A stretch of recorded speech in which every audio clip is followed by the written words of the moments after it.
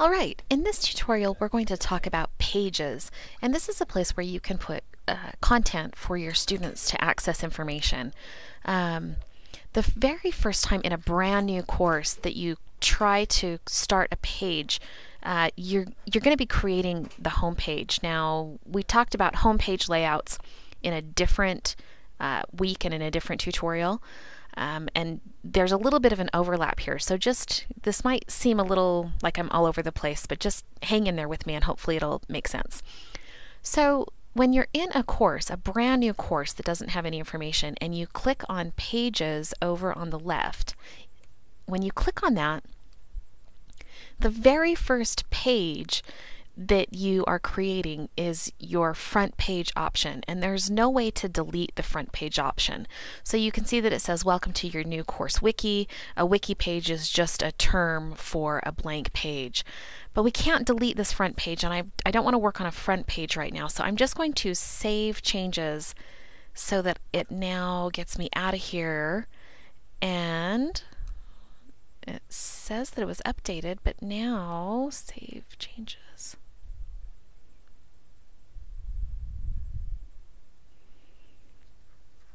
Okay, after I save changes, now I have an option to create a new page. So when you in the practice course go to pages, you might see some information here in the middle, but I want you to go over here to this create new page button on the right. And when you click on that, you need to give the new page a title, and if you'll please name it with your last name, and then you can give it whatever other title you want. So maybe this is Hintsey Science page, or whatever you want to call it, and then click Create. Now you have a blank wiki, and you have this rich text editor across the top that will allow you to make your page as beautiful as you want, and you can add all sorts of information. So I'm just going to add a little bit of text. And now, using these tools, I can make some emphasis on the font. I can change the color of the font using this drop-down menu, and I can actually highlight things using this little drop-down. Now, for accessibility purposes, we just want to keep in mind that red font is not very readable, nor is green or red. Highlighting should be used, don't highlight everything, and just kind of keep some of those accessibility things in mind. You can also, if you copy and paste some text from another document, you can erase all the formatting using this little eraser button so that you can then add the formatting in this wiki. Here you have your alignment buttons. You can also create bulleted lists and a numbered list right here. This is your indent and remove indent button right here. You can add a table, but I'll be honest, the tables don't work super well. If you know HTML, you might be able to get the tables to work a little bit better.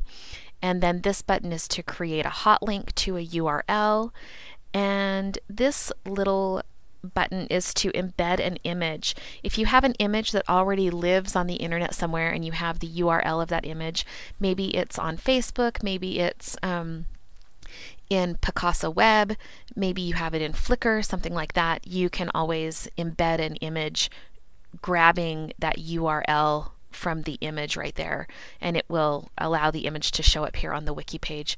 For my math people, you've got the math equation editor right there. You simply type the equation using all of the symbols and then click Insert Equation. This little stack of books, you can search the resource library. You can see that there are things from all of these different other locations where you can search for information and just quickly embed it.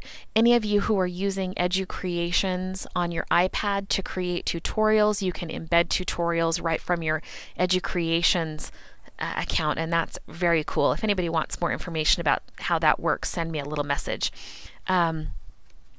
And this little film strip allows you to either record on the fly and embed, or you can upload a video that you've already recorded or an audio file. So all of the tutorials that you see on the different pages for this course, this is how I embed them. I click on that little film strip and then I upload the video file from here. And then this little ink spot takes you right to eMedia. So some of you might be using eMedia in your classroom already, and it's really cool. You can embed some of those videos or content from eMedia seamlessly through this. And then of course you can change the font size here, and you can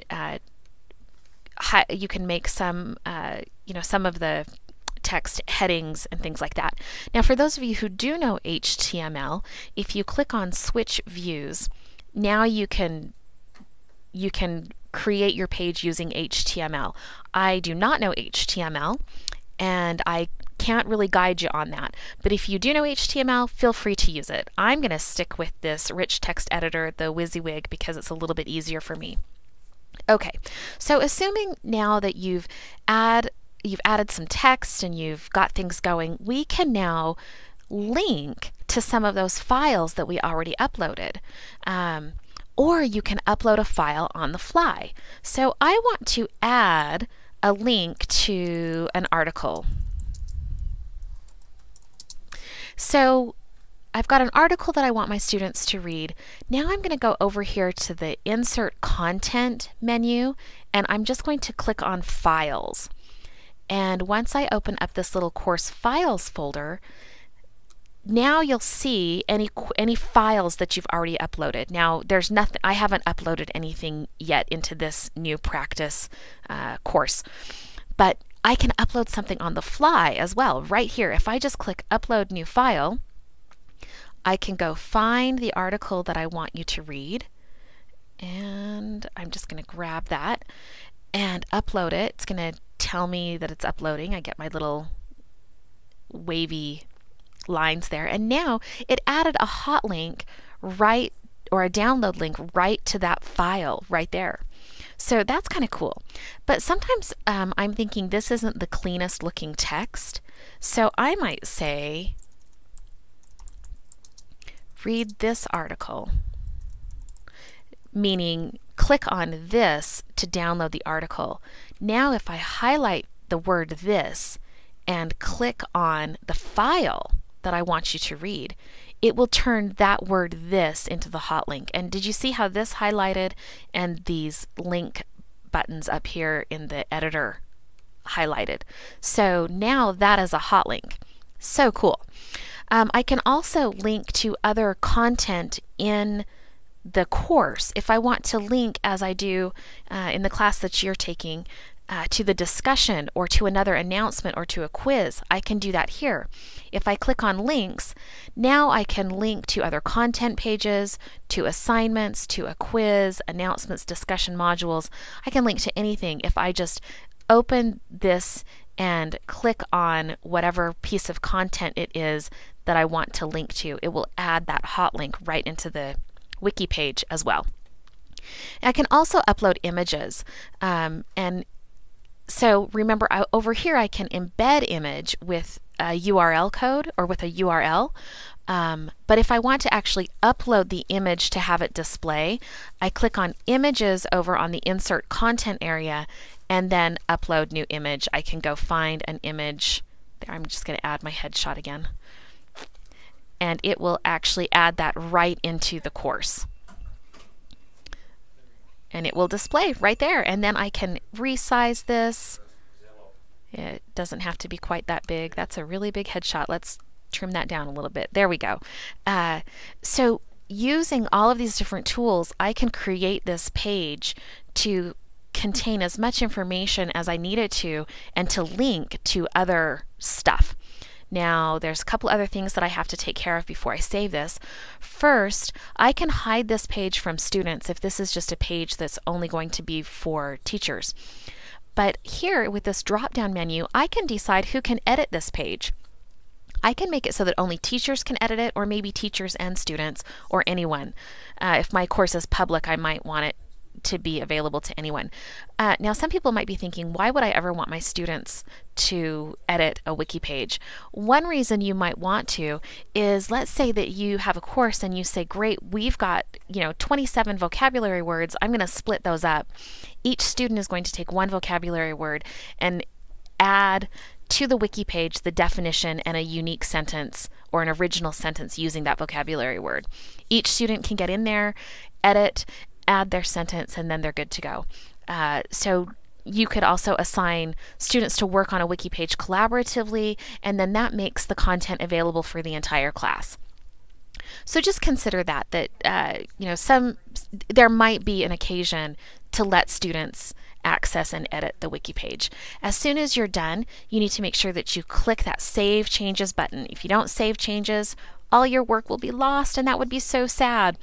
Now, this is what the page is going to look like to the students. And you notice that where I linked those articles, I have two little teeny tiny icons next to them. This one with the little magnifying glass is a preview button, and if I click on that, notice that it opens the document right here within Canvas. I don't have to download the document if I don't want to. It will preview it for me within Canvas. If I do want to download it, I need to click on the download icon, and that actually allows me to view it in a new window, and then I can download it. There we go, right there to download if I want. Okay.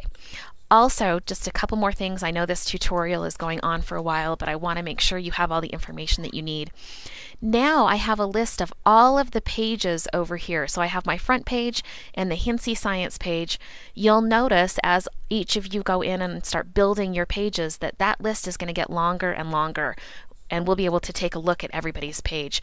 So you cannot hide that page list from students unless when you were creating the page you clicked that little button saying this page is not available to students.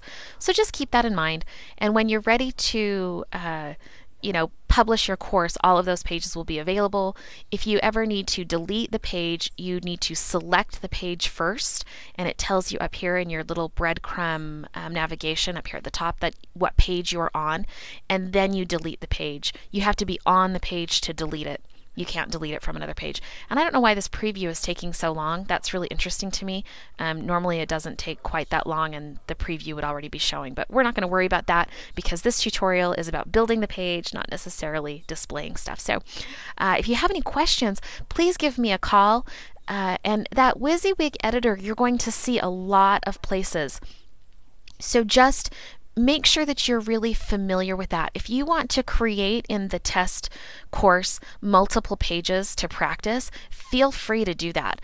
That really is the place for you to practice, and you're not going to erase anything. And if you do create something absolutely fantastic that you want to keep for your own class, later on I'm going to show you how to extract that information so that you can easily copy it into another class. But for now, get into the practice class, play around with making pages. Just make sure you label everything with your last name so I know who's created what, and I'll see you in class.